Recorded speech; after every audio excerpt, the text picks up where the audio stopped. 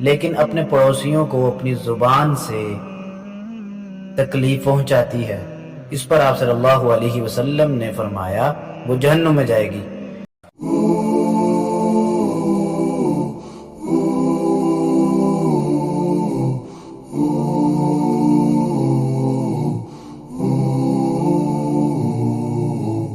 الحمد للہ رب العالمین والصلاة والسلام علی رسولہ الانبیاء والمرسلین، اما بعد۔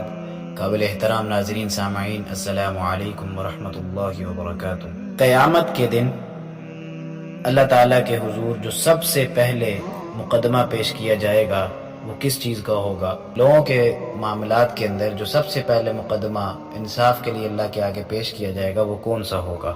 تو اس بارے میں نبی اکرم صلی اللہ علیہ وسلم نے فرمایا، قیامت کے دن جن دو آدمیوں کا مقدمہ سب سے پہلے پیش ہوگا وہ دو پڑوسی ہوں گے، یعنی دو ہمسائے ہوں گے۔ ایک نے دوسرے کو ستایا اور ظلم کیا۔ ایک اور روایت میں آتا ہے کہ ایک آدمی نے نبی اکرم صلی اللہ علیہ وسلم سے کہا، فلاں عورت بہت زیادہ نفل نمازیں پڑھتی ہے، نفلی روزے رکھتی ہے اور صدقہ کرتی ہے، اور اس لحاظ سے وہ مشہور ہے، لیکن اپنے پڑوسیوں کو اپنی زبان سے تکلیف پہنچاتی ہے۔ اس پر آپ صلی اللہ علیہ وسلم نے فرمایا وہ جہنم میں جائے گی۔ اس آدمی نے پھر کہا کہ اے اللہ کے رسول صلی اللہ علیہ وسلم، فلاں عورت کے بارے میں بیان کیا جاتا ہے وہ کم نفل روزے رکھتی ہے اور بہت کم نفل نماز پڑھتی ہے، اور پنیر کے کچھ ٹکڑے صدقہ کرتی ہے لیکن اپنی زبان سے پڑوسیوں کو تکلیف نہیں پہنچاتی۔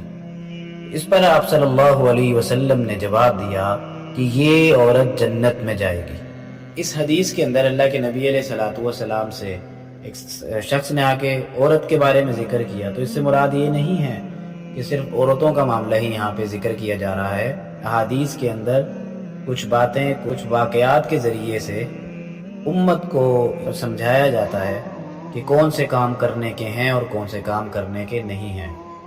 پڑوسیوں کے حقوق کے متعلق ایک مثال کے ذریعے سے سمجھایا گیا ہے کہ جو پڑوسی آپس میں اتفاق سے، اچھے اخلاق سے اور اچھے طریقے سے رہیں گے تو قیامت کے دن ان کے ساتھ معاملات بھی آسان ہوں گے، اور اسی طرح جو پڑوسی ایک دوسرے کے ساتھ ظلم و ستم اور ایک دوسرے کو تنگ اور ستایا کریں گے، دنیا کے اندر جو ستاتے ہیں، تو قیامت کے دن اللہ تعالیٰ کے سامنے سب سے پہلے ان کا مقدمہ پیش ہوگا۔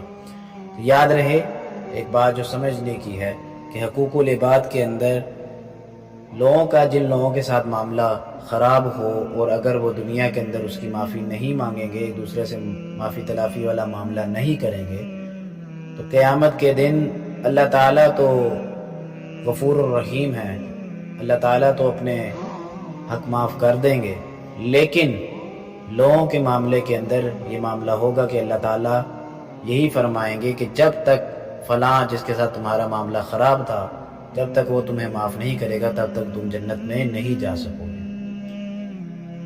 تو اللہ تعالیٰ سے دعا ہے کہ ہمیں اچھے اخلاق کا مالک بنا دے، آمین۔ وما علینا الا البلاغ المبین۔